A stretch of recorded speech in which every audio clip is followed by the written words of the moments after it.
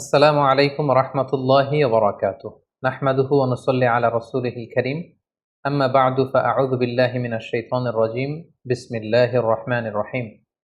সাইয়্যিদুনা ইসমাঈল আলাইহিস সালাম, পবিত্র কালামুল্লাহ মাজিদে বর্ণিত ২৫ জন নবী এবং রাসূলদের মধ্য থেকে তিনি হচ্ছেন অন্যতম একজন নবী। এবং সাইয়েদনা ইসমাঈল আলাইহিস সালাম ছিলেন ইব্রাহিম আলাইহিস সালামের জ্যেষ্ঠ পুত্র। এবং সাইয়েদনা ইব্রাহিম আলাইহিস সালাম আল্লাহ তাআলার কাছে দোয়া করেছিলেন, রব্বি হাবলি মিনাস সলিহিন, অর্থাৎ হে আল্লাহ, আপনি আমাকে নেককার সন্তান দান করেন। আর এই দোয়ার ফসল বা দোয়ার বদৌলতে আল্লাহ তাআলা সাইয়েদনা ইসমাঈল আলাইহিস সালামকে দান করেছিলেন। এবং আল্লাহ তাআলা বলেছেন, ফাবাশশারনাহু বিগুলামিন হালিম, আমি একজন ধৈর্যশীল সন্তান ইসমাঈলের সুসংবাদ আমি ইব্রাহিমকে দিলাম। সাইয়েদনা ইসমাঈল আলাইহিস সালাম হচ্ছেন যাবিহুল্লাহ, অর্থাৎ যাকে আল্লাহ তাআলা জবাই করতে বলেছিলেন, আল্লাহর জবাই। এজন্য আল্লাহর রাসূল সাল্লাল্লাহু আলাইহি সাল্লাম তিনি বলতেন যে আনা ইবনু যাবিহাতাইন, আমি হচ্ছি দুই যাবিহের সন্তান। অর্থাৎ এক হচ্ছে আমার পূর্বপুরুষ ইসমাঈল, হচ্ছে এক যাবিহ, যাকে জবাই করার কথা ছিল, কিন্তু তাকে সরিয়ে আল্লাহ জান্নাত থেকে একটি ভেড়া পাঠালেন, তিনি বেঁচে গেলেন। আবার আমার পিতা আব্দুল্লাহ, তাকেও আমার দাদা আব্দুল মুত্তালিব জবাই করে দেওয়ার কথা ছিল আল্লাহ সন্তুষ্টির জন্য, কিন্তু সেখানে তার বদৌলতে ১০০টি উট দিয়ে আল্লাহ তাআলা আমার পিতা আব্দুল্লাহকে বাঁচিয়ে দিলেন। তাহলে এক যাবিহ হচ্ছে আমার অনেক অনেক পূর্বপুরুষ ইসমাঈল, আর এক যাবিহ হচ্ছে আমার পিতা আব্দুল্লাহ। তাহলে এই দুই যাবিহের কারণেই কিন্তু আমি পৃথিবীতে এসেছি। অর্থাৎ সাইয়েদনা ইসমাঈল আলাইহিস সালাম বেঁচে না থাকলে এই বংশে আল্লাহ রাসূল সাল্লাল্লাহু আলাইহি ওয়াসাল্লাম আসতেন না। আর রাসূল সাল্লাল্লাহু আলাইহি ওয়াসাল্লামের পিতা আব্দুল্লাহ যদি জবাই হয়ে যেত, তাহলে রাসূল সাল্লাল্লাহু আলাইহি ওয়াসাল্লাম তো পৃথিবীতে আসতে পারতেন না। এজন্য তিনি বলতেন, আনা ইবনু যাবিহাতাইন, আমি হচ্ছি দুই যাবিহের সন্তান। একজন হচ্ছে ইসমাঈল আলাইহিস সালাম, আর একজন হচ্ছে আল্লাহ রাসূল সাল্লাল্লাহু আলাইহি ওয়াসাল্লামের পিতা আব্দুল্লাহ। ইসমাঈল আলাইহিস সালামকে বলা হয় আবুল আরব, তিনি আরব জাতির পিতা। পুরো আরব গোষ্ঠীটাকে তিনটি ভাগে ভাগ করা যায়। একটা হচ্ছে আল আরাব আল বাঈদা, আর একটা আল আরাব আল আরেবা, আর একটা মুস্তাআরেবা। বায়েদা মনে হচ্ছে অনেক আগের যে আরব জাতি, যেটা হচ্ছে আদ সামুদ জাতির কথা বলা হয়, তারা ধ্বংস হয়ে গিয়েছে, তাদের কেউ পৃথিবীতে নেই, তারা হচ্ছে আরবে বায়েদা। আরেকটা হচ্ছে আল আরাব আল আরেবা, যারা হচ্ছে অরিজিনাল আরব, যাদেরকে কাহতানি বলা হয়। আর ৩ নম্বর আরব হচ্ছে আল আরাব আল মুস্তা আরাবা বা মুস্তা আরেবা, মানে যারা বেসিকলি মূলত আরব নয়, ভিনদেশী লোক, কিন্তু আরবি সংস্কৃতিতে এসে আরবি ভাষা শিখে তারা এখন অ্যারাব হয়ে গিয়েছে। আরব জাতিগোষ্ঠীর এই বিশেষ শাখাটির ফাউন্ডার হচ্ছে, আর আরাব আল মুস্তারাবার ফাউন্ডার হচ্ছে সাইয়েদনা ইসমাঈল আলাইহিস সালাম। এজন্য ওনাকে বলা হয় আবুল আরব, আরব জাতির পিতা। এবং রাসূলুল্লাহ সাল্লাল্লাহু আলাইহি সাল্লাম তিনি কিন্তু ইসমাঈল আলাইহিস সালামের বংশে আগমন করেছেন, তাই তিনি হচ্ছেন বানি ইসমাঈল। আর ইয়াকুব আলাইহিস সালামের পরবর্তী বাকি সব নবী হচ্ছে বানি ইসরাঈল। সাইয়েদনা ইসমাঈল আলাইহিস সালাম এমন একজন নবী যার বদৌলতে আমরা জমজমের কুয়ার পানি পেয়েছি। যে কুয়ার ব্যাপারে রাসূল সাল্লাল্লাহু আলাইহি ওয়াসাল্লাম বলেছেন, ইন্নাহা তুআমু তুমিন ওয়া শিফাউ সুকমিন, জমজমের পানি এটা যেমনি মানুষের ক্ষুধা নিবারণ করে, আবার এটা মানুষের রোগ বালাই থেকে শিফা দান করে। পাশাপাশি কুরবানির যে বিধান, অর্থাৎ জিলহজের ১০ তারিখে আমরা যে কুরবানি করি ঈদুল আজহার দিন, এই কুরবানির বিধানটাও কিন্তু সাইয়েদনা ইসমাঈল আলাইহিস সালামের কারণে আমরা পেয়েছি, আমরা শুনবো সামনে। পাশাপাশি কাবা নির্মাণের সাথেও কিন্তু সাইয়েদনা ইসমাঈল আলাইহিস সালাম ওতপ্রোতভাবে জড়িত। কারণ ইব্রাহিম আলাইহিস সালাম প্রধান রাজমিস্ত্রির ভূমিকায় অবতীর্ণ হয়েছিলেন, আর ওনার সাথে সাপোর্ট দেওয়ার জন্য, সহযোগিতার জন্য সাইয়েদনা ইসমাঈল আলাইহিস সালাম পাথর বয়ে বয়ে পাথর টেনে পিতার হাতে দিতেন। সাইয়েদনা ইসমাঈল আলাইহিস সালামের জন্ম হয়েছিল ফিলিস্তিনে, কিন্তু সেখানে তিনি থাকতে পারেননি। আল্লাহ তাআলার আদেশে ওনার পিতা ইব্রাহিম আলাইহিস সালাম হাজারকে এবং ইসমাঈলকে মক্কার মরুজমিনে রেখে দিয়ে যায়। সারা চাচ্ছিল যে হাজার এবং ইসমাঈল যাতে ফিলিস্তিনে না থাকে। পাশাপাশি আল্লাহ তাআলাও আদেশ করলেন যে প্রিয় কলিজার টুকরা সন্তানকে মক্কার মরুজমিনে তুমি রেখে দিয়ে আসো। ইব্রাহিম আলাইহিস সালাম তাই করলেন। কলিজার টুকরা সন্তান ইসমাঈল আলাইহিস সালামকে এবং তার মা হাজেরাকে মরুভূমিতে রেখে দিয়ে চলে গেলেন। একা ধুধু প্রান্তরে হাজেরার কাছে কিছু নেই, সামান্য কিছু খেজুর আর এক মশক পানি। ১-২ দিন যাওয়ার পরে এই খেজুরও শেষ, পানিও শেষ। কোনো খাবার যেহেতু নেই, হাজেরার স্তনে দুধও নেই, দুধের বাচ্চা ইসমাঈলকে খাওয়ানোর মতো কিছু নেই। আল্লাহর এই নবী সাইয়েদনা ইসমাঈল আলাইহিস সালাম, দুধের বাচ্চা, তিনি ছটফট করছিলেন ক্ষুধার যন্ত্রণায়। পানির তৃষ্ণায় সাইয়েদনা ইসমাঈল আলাইহিস সালাম মক্কার মরু জমিনের মধ্যে তিনি ছটফট করছেন। এই কঠিন দৃশ্য দেখে ধৈর্য ধারণ করা হাজেরার পক্ষে সম্ভব ছিল না। তিনি সাইয়েদনা ইসমাঈল আলাইহিস সালামকে মরুভূমির মধ্যে রেখে পানির সন্ধানে পাশে একটা ছোট্ট পাহাড় ছিল, পাহাড়টির নাম হচ্ছে সাফা। এই সাফা পাহাড়ের উপরে তিনি আরোহণ করলেন। দূর মরুভূমির এদিক সেদিক তিনি খুঁজতে আরম্ভ করলেন, কোনো কাফেলা দেখা যায় কিনা, কাউকে দেখা যায় কিনা, পানির কোনো সন্ধান করা যায় কিনা। না, তিনি কাউকে দেখতে পাচ্ছেন না।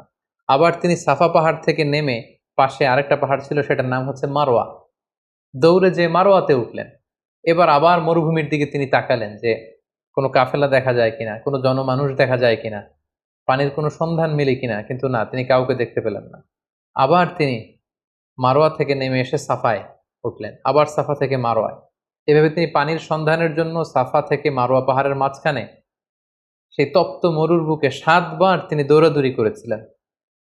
বিবি হাজেরার এই 7 বার টার্ন করাটা, এই দৌড়াদৌড়ি করাটা আল্লাহ তাআলার কাছে এত পছন্দনীয় হয়েছে, হজের সময় প্রত্যেক হাজী সাহেবের এই 2 পাহাড়ের মাঝখানে আস-সা'য়ু বাইনা সাফা ওয়াল মারওয়া, সাফা মারওয়ার মাঝখানে দৌড়াদৌড়ি করাটাকে আল্লাহ তাআলা হাজীদের জন্য ওয়াজিব করে দিয়েছেন। হঠাৎ আল্লাহ তখন ফেরেশতা পাঠালেন।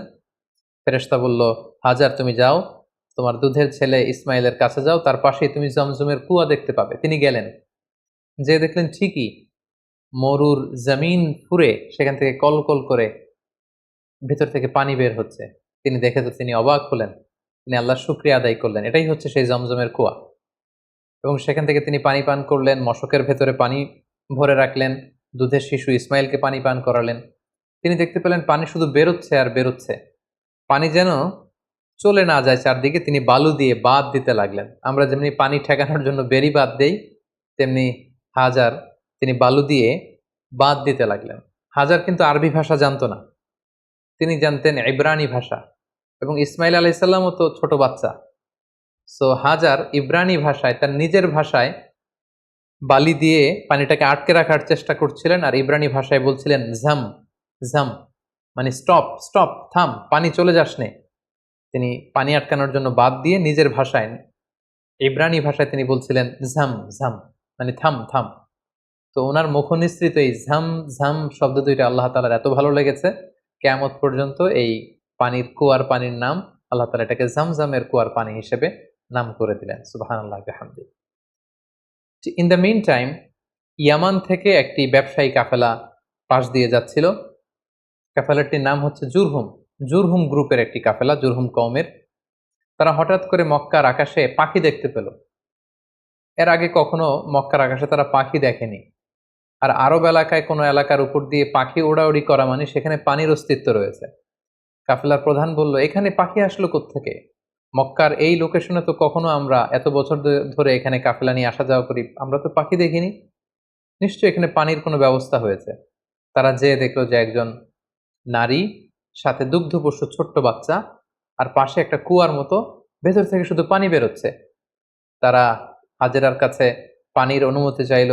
হাজেরা পানির অনুমতি দিলেন। তারা পানি খেয়ে তৃপ্ত হলো। তারা বলল যে আপনি যদি অনুমতি দেন তাহলে আমরা এই পানির আশেপাশে বসতি করতে চাই এবং আমাদের এলাকাবাসীদের সবাইকে এনে এখানে রাখতে চাই। বিবি হাজেরা বললেন, হ্যাঁ অবশ্যই, তোমরা আসতে পারো, পানি খেতে পারো, এখানে বসতি স্থাপন করতে পারো, তবে মনে রেখো এই জমজমের মালিকানা তোমাদের থাকবে না, ওনারশিপ থাকবে আমার কাছে। সুবহানাল্লাহ বিহামদি। সাইয়েদনা ইব্রাহিম আলাইহিস সালামের দোয়ার ফসলে এখানে জনমানুষের আগমন ঘটতে আরম্ভ করলো। জমজমের পানির কথা চারদিকে ছড়িয়ে পড়তে লাগলো, এবং ছোট্ট দুধের বাচ্চা ইসমাঈল আলাইহিস সালাম বড় হতে লাগলেন। এবং সাইয়েদুনা ইসমাঈল আলাইহিস সালাম এই জুরহুম গোত্রের লোকদের কাছে তিনি আরবি ভাষা শিখলেন। তাদের ছেলে মেয়েদের সাথে তিনি বড় হতে লাগলেন। অরিজিনালি তারা ছিলেন ইব্রানি ভাষার লোক, কিন্তু এখানে তিনি আরবি ভাষা শিখে ফেললেন। সাইয়েদনা ইসমাঈল আলাইহিস সালাম এই জুরহুম কওমের লোকদের কাছেই বড় হতে লাগলেন। সেখানকার ছেলে মেয়েদের সাথে তিনি কথা বলতে বলতে আরবি ভাষা শিখে ফেললেন। উনি ছিলেন ইব্রানি ভাষার মানুষ, কিন্তু তাদের কাছ থেকে তিনি আরবি ভাষা একেবারে পরিপক্ক হলেন। তার বয়স যখন 13 বছর, ঠিক তখন আল্লাহ তাআলা তার পিতা সাইয়েদনা ইব্রাহিম আলাইহিস সালামকে স্বপ্নে দেখালেন যে, ইব্রাহিম, তুমি তোমার সবচাইতে পছন্দনীয় বস্তুটি আল্লাহর রাস্তায় কুরবানি করো। একাধিকবার তিনি এই স্বপ্নটি দেখলেন, এবং ইব্রাহিম আলাইহিস সালাম বুঝতে পারলেন যে আমার সবচাইতে পছন্দনীয় হচ্ছে আমার ছেলে ইসমাঈল, যাকে আমি আল্লাহর আদেশে সেই মক্কার মরুভূমিতে রেখে এসেছি। আজ 13টি বছর আমি ফিলিস্তিনে আমার ছেলেকে অনেক মিস করছি। না জানি আমার ইসমাইল দেখতে কতটুকু হয়েছে, না জানি আমার ইসমাইল কত বড় হয়েছে, দেখতে কত সুন্দর হয়েছে। ইব্রাহিম আলাইসাল্লামের হৃদয়ে ছেলে ইসমাইলের মায়া ভালোবাসা যখন প্রবলভাবে জন্মালো, ঠিক ওই মুহূর্তে তিনি স্বপ্নে দেখলেন যে আল্লাহ তাআলা ইসমাইল আলাইহিসসালামকে কুরবানি করে দেওয়ার জন্য, জবাই করে দেওয়ার জন্য আদেশ করছেন। তিনি আল্লাহ তাআলার আদেশে ফিলিস্তিন থেকে মক্কায় চলে আসলেন। এসে 13 বছর পর নিজের কলিজার টুকরা সন্তান ইসমাইলকে দেখলেন। কিন্তু এই ছেলেকেও তিনি বেশি দিন ধরে রাখতে পারবেন না, কারণ আল্লাহ তাআলার আদেশে তাকে জবাই করতে হবে। তিনি ছেলের সাথে কনসাল্ট করলেন। বাবা ছেলের কনভারসেশনটা কেমন ছিল আল্লাহ তাআলা সূরাতুস সাফফাতে খুব চমৎকারভাবে বলছেন, ফালাম্মা বালাগা মাআহু সাইয়া ক্বালা ইয়া বুনাইয়া ইন্নী আরা ফিল মানামি আন্নী আযবাহুক। ইসমাইল যখন একটু হাঁটতে পারে, দৌড়াতে পারে, ছোটাছুটি করতে পারে, এই বয়সে যখন পৌঁছলো, ইব্রাহিম আলাইহিস সালাম এসে বললেন, হে আমার কলিজার টুকরা সন্তান, আমি স্বপ্নে দেখেছি যে আমি তোমাকে জবাই করছি। ফানজুর মাযা তারা, what do you think about it, what's your opinion about the matter, তোমার মতামত কি, আমি তোমার মতামত জানতে চাই। ছোট্ট ছেলে ইসমাইল আলাইহিস সালাম বললেন, ক্বালা ইয়া আবাতি ফাআল মা তু'মার, হে আমার বাবা, আপনি যেমনটি আদিষ্ট হয়েছেন ঠিক তেমনটি করুন। সাতাজিদুনি ইনশাআল্লাহু মিনাস সাবিরিন, ইনশাআল্লাহ অচিরেই আপনি আমাকে ধৈর্যশীল পাবেন। আপনি মনে করবেন না যে আমি ঘাবড়ে গিয়েছি, আমি ভয় পেয়েছি, আমি দৌড়ে ছুটে পালাবো না। আপনি যেমনটি দেখেছেন তেমনটি করুন, কারণ আপনি আল্লাহর নবী এবং আল্লাহ তাআলা আপনাকে আদেশ করেছেন, এটা আপনার উপর আল্লাহর ওয়াহী। সো আপনি আমাকে ধৈর্যশীল পাবেন। বাবা ছেলে তখন মক্কা থেকে, মক্কার পাশেই মিনা অবস্থিত, মিনা প্রান্তরে রওনা হলেন আল্লাহ তাআলার আদেশে ছেলেকে কুরবানি করবার জন্য। কি মর্মান্তিক, কি হৃদয় বিদারক সে দৃশ্য। এবং সাইয়েদনা ইসমাইল আলাইহিস সালাম বললেন, বাবা, আমার চেহারার দিকে তাকিয়ে আপনি ছুরি চালাতে আপনার বড্ড মায়া লেগে যাবে, কষ্ট লেগে যাবে। আপনি আমাকে উল্টো করে শুইয়ে দিন, অর্থাৎ আমার চেহারাটা থাকবে মাটির দিকে, আপনি পেছন দিক থেকে আমাকে জবাই করুন। আল্লাহ তাআলা বলছেন, ফালাম্মা আসলামা ওয়া তাল্লাহু লিল জাবিন, দুইজনেই যখন সারেন্ডার করলো, মানে তাদের হৃদয়ে তখন আল্লাহর ভালোবাসা, আল্লাহর আনুগত্যের এই ব্যাপারটা ছাড়া আর কোনো কিছুই নেই। সাইয়েদনা ইব্রাহিম ছেলেকে হৃদয় থেকে সরিয়ে সেখানে আল্লাহর আদেশকে, আল্লাহর ভালোবাসাকে স্থান দিয়েছে। ছোট্ট ছেলে ইসমাইলও আল্লাহর ভয়ে রাজি হয়ে গিয়েছে। সাইয়েদনা ইব্রাহিম আলাইহিস সালাম তখন ইসমাইল আলাইহিস সালামের গলার মধ্যে ছুরি চালাবেন। আসলে এতটুকু পর্যন্ত অগ্রসর হওয়াটাই আল্লাহ তাআলা চেয়েছিলেন। আল্লাহ তাআলা চাননি যে পিতা ইব্রাহিমের কাছ থেকে শিশু ইসমাইলকে ছিনিয়ে নিতে।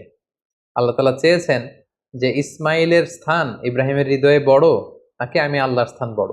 তিনি যখন ছুরি চালাবেন, পেছন থেকে ডাক আসলো, ওয়ানাদাইনাহু আইয়া ইব্রাহিম, হে ইব্রাহিম স্টপ, আর সামনে আগ বাড়ানো যাবে না, এখানেই থামো। কদ সাদ্দাকতার রুইয়া, তুমি তোমার স্বপ্নকে বাস্তবায়ন করেছো, তুমি তোমার স্বপ্নকে বাস্তবায়ন করে দেখিয়ে দিয়েছো। ইন্না কাযালিকা নাজজিল মুহসিনিন, এভাবেই আমি যারা সৎকর্ম পরায়ণশীল তাদেরকে প্রতিদান দিয়ে থাকি। ইন্না হাযা লাহুয়াল বালাউল মুবিন, নিশ্চয়ই এটা অনেক বড় পরীক্ষা। এই বড় পরীক্ষাতেও তুমি বাপ বেটা তোমরা উত্তীর্ণ হয়েছো। ফাদাইনাহু বিযিবহিন আযীম, আল্লাহ তাআলা বলছেন, জান্নাত থেকে একটা বকরি এনে, একটা ভেড়া এনে আমি ইসমাইলকে সরিয়ে দিলাম, ইসমাইলের জায়গায় ওই বকরি কুরবানি হয়ে গেল। আল্লাহু আকবার। সাইয়েদনা ইসমাইল আলাইহিস সালাম বেঁচে গেলেন। ওই যে মিনা প্রান্তরে সাইয়েদনা ইব্রাহিম আলাইহিস সালাম ছেলের বদলে বকরি জবাই করলেন, এই দৃশ্যটাও আল্লাহ তাআলার এত ভালো লেগেছে, কিয়ামত পর্যন্ত 10 জিলহজে গোটা বিশ্বের সব সামর্থ্যবান বিশ্বাসীদের জন্য এরকম জবেহ করা, স্যাক্রিফাইস করা, অ্যানিমালসকে স্লটার করা আল্লাহ তাআলা ওয়াজিব করে দিয়েছেন। তার মানে কুরবানির যে বিধান, এটা আমরা সাইয়েদনা ইসমাঈল আলাইহিস সালামের বদৌলতেই পেয়েছি। কেন আল্লাহ তাআলা এমনটি করলেন? আল্লাহ তাআলা চাইলেন যে আমি দেখতে চাই ইব্রাহিমের হৃদয়ে কে বড়, কলিজার টুকরার সন্তান ইসমাইল বড় নাকি আমি আল্লাহ তাআলা বড়। এখান থেকে আমাদের জন্য শিক্ষা হচ্ছে, ইব্রাহিম আলাইহিস সালামের হৃদয়ে সবচাইতে পছন্দের জায়গাটা ছিল তার সন্তান ইসমাইল, কারণ 86 বছর পর একটা সন্তান পেয়েছে। কত মায়ার জায়গায়, কত আদর এবং ভালোবাসার জায়গায় তিনি হৃদয়ে তাকে স্থান দিয়েছিলেন। আল্লাহ চেয়েছেন না, ওই জায়গায় যেন আল্লাহর ভালোবাসাটা থাকে। এজন্য ইব্রাহিম আলাইহিস সালামের উপর সবচেয়ে বড় পরীক্ষা তিনি চাপিয়ে দিয়েছিলেন। সম্মানিত ভাই এবং বোনেরা, আমাদের হৃদয়েও একটা ইসমাইল আছে। আমাদের কারো হৃদয়ের ইসমাইল হচ্ছে আমার টাকা, আমাদের কারো হৃদয়ের ইসমাইল হচ্ছে আমার ব্যাংক ব্যালেন্স, কারো হৃদয়ের ইসমাইল হচ্ছে আমার গাড়ি, আমাদের কারো হৃদয়ের ইসমাইল হচ্ছে আমার যশ খ্যাতি, আল্লাহ তাআলা দেখতে চান যে সব কিছুকে আমরা আল্লাহর ভালোবাসার বিনিময়ে স্যাক্রিফাইস করতে পারি কিনা, কোরবানি করতে পারি কিনা, আল্লাহর জন্য সবকিছুকে আমরা উজাড় করে দিতে পারি কিনা। এটাই হচ্ছে কোরবানির শিক্ষা। সাইয়েদেনা ইসমাঈল আলাইহিস সালামকে নিয়ে যখন হাতে ছুরি নিয়ে বা হাতে ছেলেকে নিয়ে যখন বাপ বেটা মিনা প্রান্তরে রওনা হয়েছিল, এই দৃশ্য যেন, এই দৃশ্যায়ন যেন না ঘটে, এই সিনারি যাতে না ঘটে, তারা যেন আল্লাহ তাআলার ভালোবাসায় আরো এক ধাপ যাতে এগিয়ে যেতে না পারে, পেছন থেকে শয়তান অনেকবার টেম্পটেশন করেছিল। তাফসিরে এসেছে যে মোট ৩টা জায়গায় টেম্পটেশন করা হচ্ছিল। ইবলিস বলছিল যে, ইসমাইল তুমি যেও না, তোমার বাবা তোমার গলায় ছুরি চালিয়ে দেবে, ফিনকি দিয়ে রক্ত বেরোবে, তুমি সহ্য করতে পারবে না, তুমি ছুটে পালিয়ে যাও। সেদিন ইসমাইল আলাইহিস সালাম তখন ঠিক সেই জায়গাতেই মাটি থেকে পাথর নিয়ে শয়তানের দিকে ছুড়ে মেরেছিল। কিছু দূর যাওয়ার পর আবার শয়তান এসে ধোঁকা দেয়। ইসমাইল আলাইহিস সালাম, ইব্রাহিম আলাইহিস সালাম তারা পাথর ছুড়ে মেরেছিল। তিনটি জায়গায় ওনারা আল্লাহ তাআলার পক্ষে শয়তানের বিরুদ্ধে পাথর নিক্ষেপ করেছিল। এই দৃশ্যটাও আল্লাহ তাআলার কাছে এত ভালো লেগেছে, কিয়ামত পর্যন্ত পৃথিবীর সকল হাজীদের জন্য জামরাতুল আকাবা, আল কুবরা, আল বুসতা, আস সুগরা, এই ৩টা জায়গায় ৭টা করে ২১টা পাথর মারা সব হাজীদের জন্য আল্লাহ তাআলা ওয়াজিব করে দিয়েছেন। তার মানে এই জমজমের বরকতময় পানি, পৃথিবীর সব পানি খেলে শুধু তৃষ্ণা মিটে, আল্লাহ রাসূল সাল্লাল্লাহু আলাইহি ওয়াসাল্লাম বললেন জমজমের পানি খেলে ক্ষুধাও মিটে যায়। এটা পেলাম আমরা সাইয়েদনা ইসমাঈল আলাইহিস সালামের বদৌলতে। আমরা কোরবানির বিধান পেলাম ইসমাঈল আলাইহিস সালামের বদৌলতে, এবং তার মা হাজেরার দৌড়াদৌড়ির কারণে এখানে সাফা মারোয়াতে সাই করার বিধান আমরা পেলাম, এবং তিনি শয়তানের বিরুদ্ধে শক্ত অবস্থান জানান দেওয়ার জন্য যে পাথর ছুঁড়ে মেরেছিলেন, এটার মাধ্যমে আমরা রমিউল জিমার, হাজী সাহেবদের যে কঙ্কর নিক্ষেপ করতে হয় ৩টি স্থানে, সেটি আমরা পেয়েছি। সম্মানিত সুধী, সাইয়েদনা ইসমাঈল আলাইহিস সালাম যখন প্রাপ্তবয়স্ক হলেন, তিনি জুরহুম গোত্রের একটি মেয়েকে বিয়ে করলেন। এখন আমরা ওনার জীবনের ২টি বিবাহ নিয়ে কথা শুনবো, যেটি সহিহ বুখারীতে এসেছে। তিনি যখন বিয়ে করলেন অনেকদিন পর, তার মা হাজেরা মারা গেল, অনেকদিন পর সাইয়েদনা ইব্রাহিম আলাইহিস সালাম ফিলিস্তিন থেকে কলেজের টুকরা সন্তান ইসমাঈল আলাইহিস সালামকে দেখতে আসলেন। মক্কায় এসে তিনি দেখলেন যে ইসমাঈল ঘরে নেই, আছে তার স্ত্রী। তিনি স্ত্রীকে জিজ্ঞেস করলেন, তোমরা কেমন আছো? স্ত্রী উত্তরে বলল, না, আমরা খুব একটা ভালো নেই। তিনি বললেন, তোমার স্বামী ইসমাঈল কোথায়? স্ত্রী বলল যে তিনি বাইরে গিয়েছেন রিজিকের অন্বেষণে। তোমাদের দিনকাল কেমন চলে? বেশি ভালো চলে না, খাবার দাবার না বেশি একটা সুবিধার না। মানে কমপ্লেইন আর কমপ্লেইন, যেটা শুনে বৌমার এরকম কথা শুনে তিনি নিজের পরিচয় গোপন রাখলেন, কিন্তু বৌমার এরকম কথা শুনে তিনি পছন্দ করলেন না। তিনি বললেন, তোমার হাজবেন্ড ইসমাইল যখন বাসায় আসবে, বলো যে একজন বৃদ্ধ লোক এসেছিল, আমার পক্ষ থেকে সালাম বলো, আর বলবে যে তোমার ঘরের দরজার চৌকাঠটা যেন সে পাল্টে ফেলে, এই কথা বলে দিও। তিনি চলে গেলেন, ইসমাইল ইসলাম আসলেন। স্ত্রী বলল, একজন বৃদ্ধ লোক এসেছিল, তোমাকে সালাম দিয়েছে, আর তিনি বলেছেন ঘরের দরজার চৌকাঠ যেন পাল্টে ফেলো। এই বাক্যটা কিন্তু অনেক ইঙ্গিতপূর্ণ একটা বাক্য। এটা নবীর বলে যাওয়া বাক্য, আর নবীর কথা নবী বুঝে। কারণ ইসমাঈল আলাইহিস সালাম উনিও ভাবী নবী, মানে অচিরেই নবী হতে যাবেন। উনি বুঝতে পারলেন যে সেই বৃদ্ধ লোক তো আমার বাবা ইব্রাহিম, আল্লাহর খলিল ছাড়া কেউ নয়। ইসমাঈল আলাইহিস সালাম বলল, কি বলো তুমি, আমার বাবা এই কথা বলেছে? স্ত্রী বললেন, হ্যাঁ, আপনার পিতা এই কথা বলেছে। তুমি কি করেছিলে? তিনি বললেন যে আমি অনেক কমপ্লেইন করেছি যে আমাদের খাবার দাবারের সমস্যা, আমি অসন্তোষ প্রকাশ করেছি। সাইয়েদনা ইসমাঈল আলাইহিস সালাম বললেন, তুমি চিনোনি, সেটা ছিল আমার জন্মদাতা পিতা ইব্রাহিম আল খালিল, এবং তিনি যে ইঙ্গিত সূচক বাক্য বলেছে এর মানে হচ্ছে আমি যেন তোমাকে তালাক দিয়ে দিই, আমি তোমাকে ডিভোর্স দিলাম, তুমি তোমার পরিবারের সাথে যে মিলিত হও, আমার সাথে তোমার থাকার আর কোনো সুযোগ নেই। বাবার দিক নির্দেশনা পেয়ে সাইয়েদনা ইসমাঈল আলাইহিস সালাম প্রথম স্ত্রীকে তালাক দিলেন। সেই জুরহুম গোত্রের অন্য একটি মেয়েকে তিনি কিছুদিন পরে বিয়ে করলেন। আবারও অনেক বছর পর আল্লাহ তাআলার আদেশে সাইয়েদনা ইব্রাহিম আলাইহিস সালাম আবার ফিলিস্তিন থেকে ছেলেকে দেখতে আসলেন। কিন্তু কি আশ্চর্যের বিষয়, ওই দিনও ইসমাঈল আলাইহিস সালাম বাড়িতে নেই। সহিহ বুখারীতে এসেছে, তিনি বাড়িতে জিজ্ঞেস করলেন যে ইসমাঈল কোথায়? স্ত্রী বলল যে তিনি বাইরে গেছেন রিজিক অন্বেষণের জন্য। তিনি জিজ্ঞেস করলেন, তোমরা কেমন আছো? মেয়েটি উত্তরে বলল, নাহনু বি খাইরিন ওয়া সা, আলহামদুলিল্লাহ, আল্লাহ আমাদের অনেক দিয়েছেন, শুকর আলহামদুলিল্লাহ, বেশ ভালো আছি। ওয়া আসনাত আলাল্লাহ, এবং আল্লাহর শুকরগুজার হলো, আল্লাহর প্রশংসা করলো। তার মনে কোনো কমপ্লেইন নেই, শুধু শুকরগুজার। তিনি জিজ্ঞেস করলেন, মা তাআমুকুম, তোমাদের খাবার দাবার কেমন চলে? ক্বালাত আল্লাহাম, তিনি বলেন আলহামদুলিল্লাহ। আমার স্বামী শিকার করে নিয়ে আসে গোশত, আমরা গোশত খাই, পানি খাই, এটাই আমাদের খাবার। ইব্রাহিম আলাইহিস সালাম এই কথা শুনে খুব খুশি হলেন। ফাকাল আল্লাহুম্মা বারিক লাহুম ফিল লাহমি ওয়াল মা, আল্লাহ তুমি এই ফ্যামিলিতে বরকত দাও, তাদের গোশত এবং খাবারে তিনি বরকত দাও। তিনি বললেন, তোমার স্বামী যখন ফিরবে আমার সালাম বলো, আর বলবে ফাকরাই আলাইহিস সালাম মুরি ইউসবিতু আতাবাতা বাবি, আর তোমার স্বামীকে বলো এখন ঘরের দরজার যে নতুন চৌকাঠ এটা যেন কখনো না পাল্টায়। ইসমাইল ইসলাম ফিরে আসলেন। স্ত্রী বললেন, এক বৃদ্ধ লোক এসে তোমায় সালাম বলেছে আর বলেছে ঘরের দরজার চৌকাঠ যেন কখনো না পাল্টায়। ইসমাঈল আলাইহিস সালামের কথা শুনে তিনি বেজায় খুশি হলেন। তিনি বললেন, তাই? যিনি এসেছিলেন তুমি কি জানো এটা কে?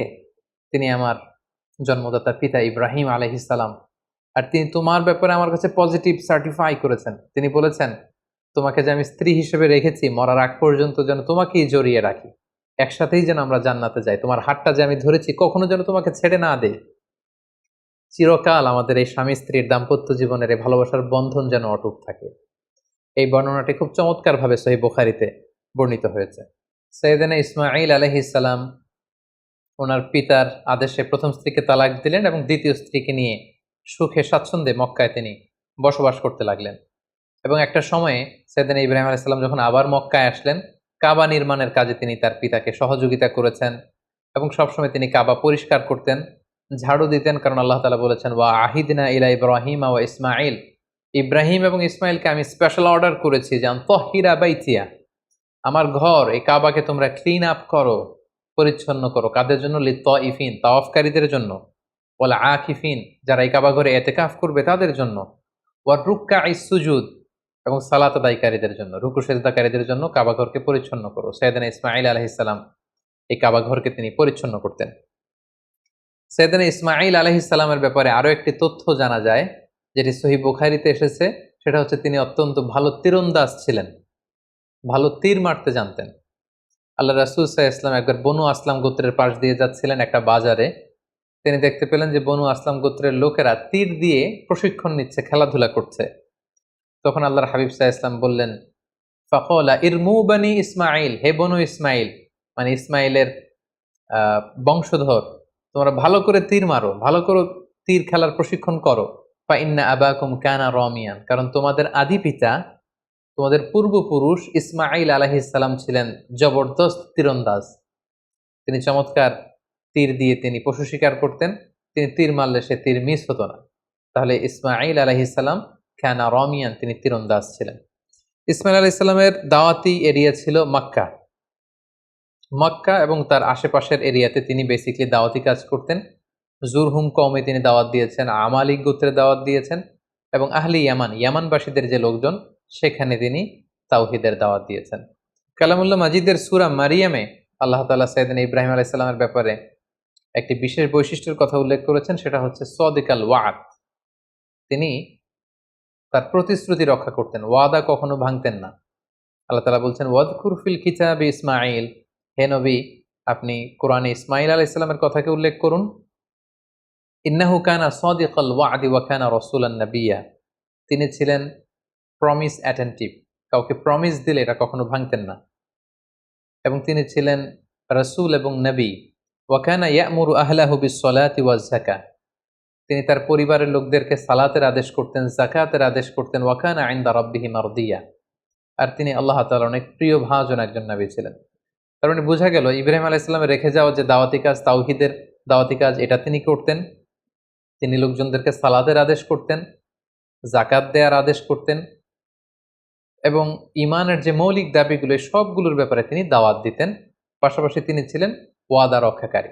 অনেক তাফসিরে এসেছে যে তিনি এত বেশি সদিকুল ওয়াদ অর্থাৎ প্রমিস অ্যাটেন্টিভ ছিলেন, তিনি কাউকে ওয়াদা দিলে সে ব্যাপারে খুব বেশি সচেতন থাকতেন। আমরা জানি সব নবীরাই ওনারা কখনো প্রমিস ভাঙতেন না, they never break the promise. কোনো নবী ওনারা কথা দিয়ে কথা ভাঙতেন না, কথা রাখতেন। কিন্তু বিশেষ করে আল্লাহ তাআলা ইসমাঈল আলাইহিস সালামের কথাকে কোরআনে উল্লেখ করতে বলেছেন। মুফাসসিরিন একরামরা উল্লেখ করেছেন যে একবার তিনি কোনো একটা ব্যক্তিকে কমিটমেন্ট দিয়েছেন বা অ্যাপয়েন্টমেন্ট দিয়েছেন যে আগামীকাল আসরের সময় এই গাছের নিচে আপনার সাথে দেখা হবে। সাইয়েদনা ইসমাঈল আলাইহিস সালাম তার পরের দিন কথা অনুযায়ী ওই ব্যক্তির সাথে দেখা করবার জন্য সেই গাছের নিচে যেয়ে হাজির হলেন। কিন্তু সেই ব্যক্তিটিকে আর খুঁজে পাওয়া গেল না, তিনি আসলেন না।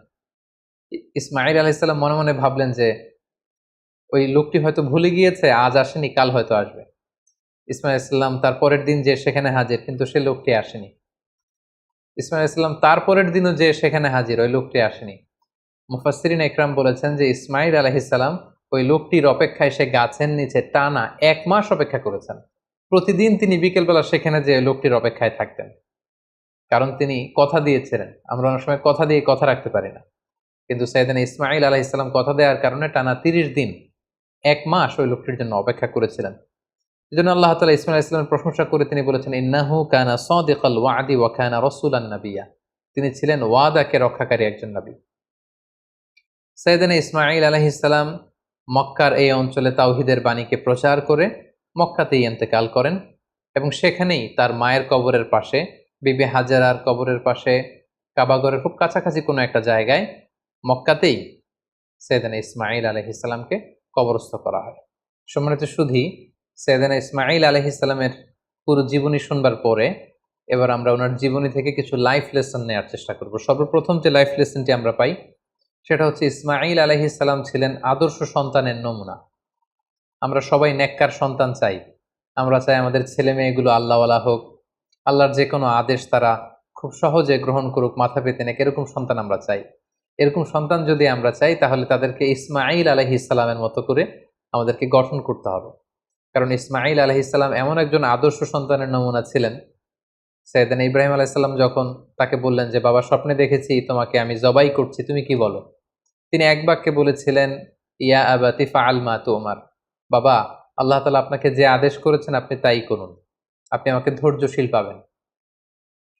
ইমানের চেতনা হৃদয়ে কতটা গভীরে প্রথিত থাকলে একজন ছোট্ট ছেলে তার বাবার প্রশ্নের জবাবে এমনটা উত্তর দিতে পারে। আমরা যদি আমাদের ফ্যামিলি মেম্বারের কথা চিন্তা করি, আমাদের ছেলে মেয়েদের কথা যদি চিন্তা করি, আমরা যদি আমার ছেলেকে বলি, আমাদের মেয়েকে বলি যে বাবা, আল্লাহ বলেছেন যে আল্লাহর সন্তুষ্টির জন্য আমি যেন ছুরি দিয়ে তোমার গলায় ছুরি চালাই, তোমাকে জবাই করি, ফিনকি দিয়ে রক্ত বেরোবে এবং তুমি এতে মারা যাবে। আমাদের ছেলে মেয়েরা কি ইমানের বলে এতটা বলিয়ান হয়েছে যে এই প্রস্তাবে তারা রাজি হবে? আমাদের কিন্তু এই বিষয়গুলো ভেবে চিনতে সামনে আগানো দরকার যে আমরা আমাদের ছেলে মেয়েদেরকে কি শিখাচ্ছি।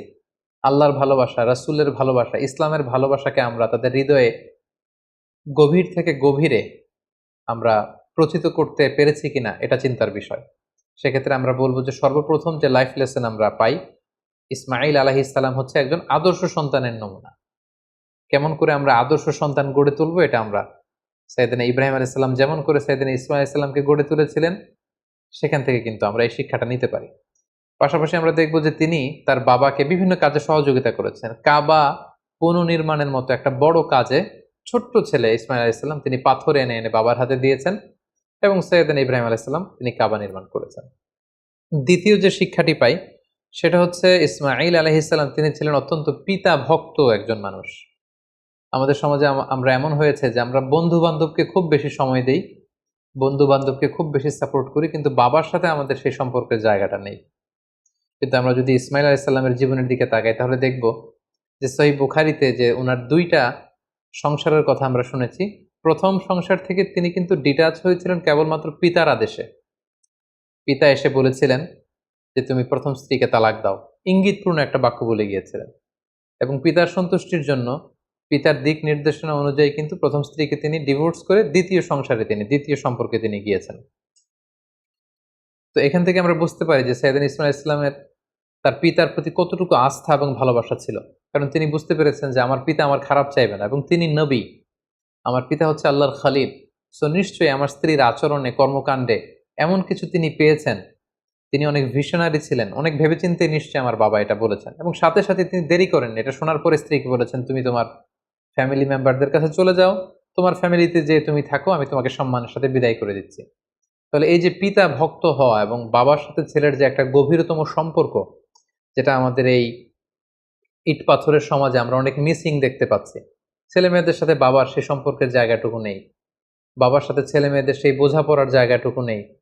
ছেলেমেয়েরা হয়তো বাবাকে সেরকম খুব কাছের মনে করে আপন করে নিতে পারছে না, যেখানে বাবা ছাড়া অন্যদের কাছে যে তারা পরামর্শ চাইছে, অন্যদেরকে তারা খুব কাছের মনে করছে। তো আমরা যদি আমাদের সন্তানদের সাথে আইস ব্রেকিং করে সুসম্পর্ক গড়ে তুলতে চাই, আমরা কিন্তু সাইয়েদনা ইব্রাহিম এবং তদীয় সন্তান ইসমাইলের সাথে কি সম্পর্ক তারা করেছিলেন সেখান থেকে শিক্ষা নিতে পারি। ইসমাইল ইসলামের জীবনে থেকে সর্বশেষ যে শিক্ষাটুকু পাই সেটা হচ্ছে তিনি খুব পরিশ্রমী ছিলেন, অত্যন্ত পরিশ্রমী ছিলেন। তার প্রমাণ, তিনি কাবা নির্মাণে বাবাকে সহযোগিতা করেছেন। তার আরো একটা প্রমাণ, দুইবার তার বাবা যখন এসে তাদের খোঁজ খবর নিতে এসেছিলেন, একবারও ছেলেকে ঘরে পাননি। তার মানে ঘর কোণে ছেলে ইসমাইল ইসলাম ছিলেন না। তিনি অত্যন্ত হার্ডওয়ার্কিং ছিলেন, পরিশ্রমী ছিলেন। শিকারের জন্য উনি তীর নিয়ে, ধনুক নিয়ে তিনি বাইরে বের হয়ে যেতেন। এবং পৃথিবীর প্রতিটি নবী কিন্তু পরিশ্রমী ছিল। এবং আল্লাহ রাসূল সাল্লাল্লাহু আলাইহি ওয়াসাল্লাম আমাদেরকে জানিয়েছেন যে ইসমাইল ইসলাম খুব ভালো তীর নিক্ষেপ করতে জানতেন, তীর ছুটতে জানতেন। তিনি বড় তীরন্দাজ ছিলেন, শিকারী ছিলেন। এবং বাআসাল্লাহু নাবিয়্যান ইল্লা রাআল গানাম, পৃথিবীতে এমন কোন নবী তো আল্লাহ পাঠান নাই যারা ছাগল চড়ায়নি। আর ছাগল চড়ানো, রাখালের কাজ করা, এটা যে কত কষ্টের, এটা যে কত পরিশ্রমের, আমরা একটু চিন্তা করলেই বুঝতে পারি। তাহলে আমরা বুঝতে পারলাম যে প্রত্যেক নবীরাই খুব পরিশ্রমী ছিলেন। তারা কর্ম করে, পরিশ্রম করে নিজেদের জীবিকা উপার্জন করেছেন। So, আমরা যারা নবীদের অনুসারী বলে নিজেদেরকে দাবি করি, আমরা যেন হার্ড ওয়ার্কিং করি, আমরা যেন পরিশ্রম করি, তাহলেই উন্নতি সমৃদ্ধি আমাদের হাতে এসে ধরা দিবে। আল্লাহ তাআলা আমাদের সবাইকে কথাগুলো বুঝবার এবং নবীদের দেখানো পথে নিজেদেরকে পরিচালিত করবার তৌফিক দান করুক।